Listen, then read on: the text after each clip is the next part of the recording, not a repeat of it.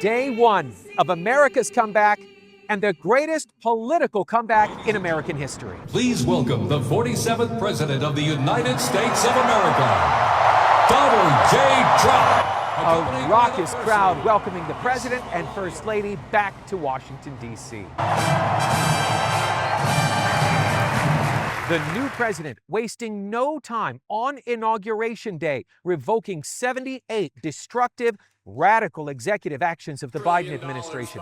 Before signing the executive orders in front of enthusiastic supporters, President Trump shared the rally stage with the families of the Israeli hostages, including former hostage Noah Argamani.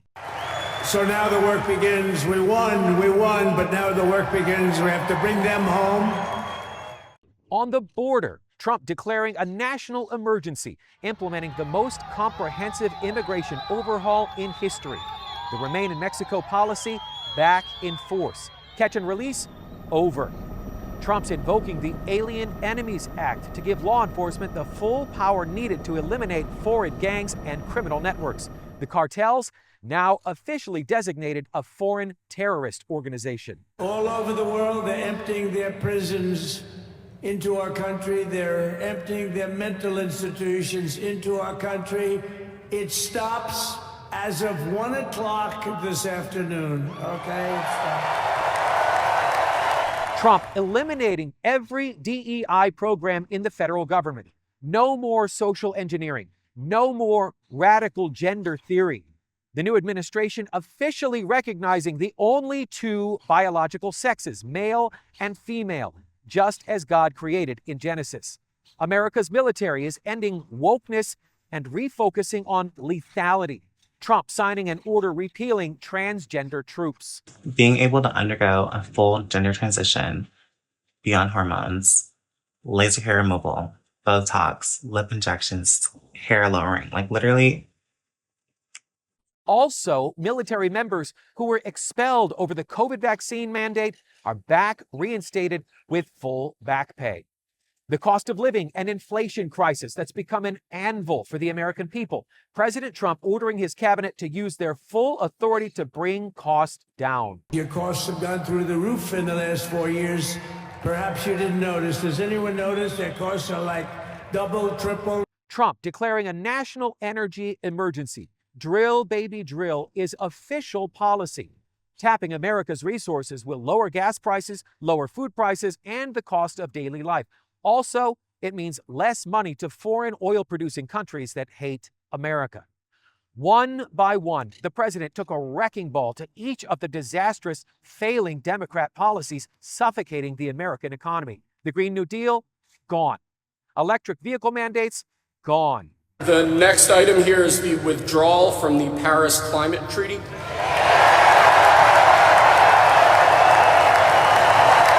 You know about the IRS.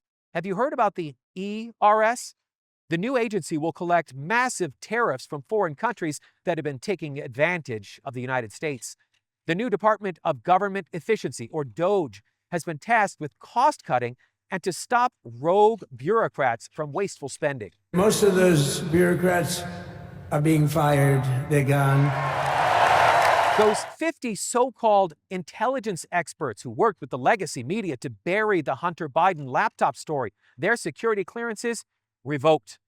For the Americans persecuted and imprisoned after January 6th, President Trump issuing pardons to over 1,500 patriots, calling them hostages. They were politically prosecuted for their beliefs. They were prosecuted by a corrupt Justice Department. I love my country. I love my God. I've been waiting to hear Donald Trump pardon the people that were arrested and imprisoned. I don't even have the words to thank President Trump. 4 years of struggling, and I'm finally free. All the praise and glory goes to God, first and foremost. Speaking of January 6th, in the final minutes of his presidency, Biden issued a blanket pardon for the January 6th committee, former chairman of the Joint Chiefs, Mark Milley, and Dr. Anthony Fauci. Biden also issued a blanket pardon for the Biden family, another stain after the Hunter pardon on the legacy of a Democrat Party that accuses Trump and the Republicans of being a threat to democracy. Trump talked about it at the rally. You know why he did it while I was speaking? Because that way I couldn't speak about it. I was speaking. I didn't know he did it. I finished my speech, and they said, sir, he pardoned his whole family. I said, ooh, can I go back out there and talk about it? Trump survived an assassination attempt in Pennsylvania, a weaponized justice system, federal agents raiding Mar-a-Lago, ransacking bedrooms while admitting they went through the First Lady's underwear drawer. Trump was arrested, fingerprinted, sued in an effort to bankrupt him while facing prison time that could have sent him away for the rest of his life. Yet here's the president at the Capitol Rotunda telling a room full of the most powerful people in the world, My life was saved for a reason. I was saved by God to make America great again. some of those same people who abused their power were forced to sit on camera while Trump indicted them to their faces in the most blistering, humiliating way possible. As we gather today, our government confronts a crisis of trust. For many years, a radical and corrupt establishment has extracted power and wealth from our citizens. It fails to protect our magnificent, law-abiding American citizens, but provides sanctuary and protection for dangerous criminals. North Carolina, been treated so badly. Or more recently, Los Angeles, where we're watching fires still tragically burn. In less than 1 day, President Trump did more to restore America's founding biblical principles than most presidents do in an entire term. Trump also delivered for Israel, removing all weapons shipment restrictions under Biden and redesignating Iran's Revolutionary Guard as a terror organization. Trump sending a clear message: America once again stands behind God's chosen people in their biblical homeland.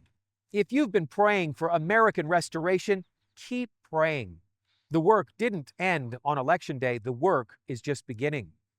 Proverbs 29:2 says, "When the righteous are in authority, the people rejoice.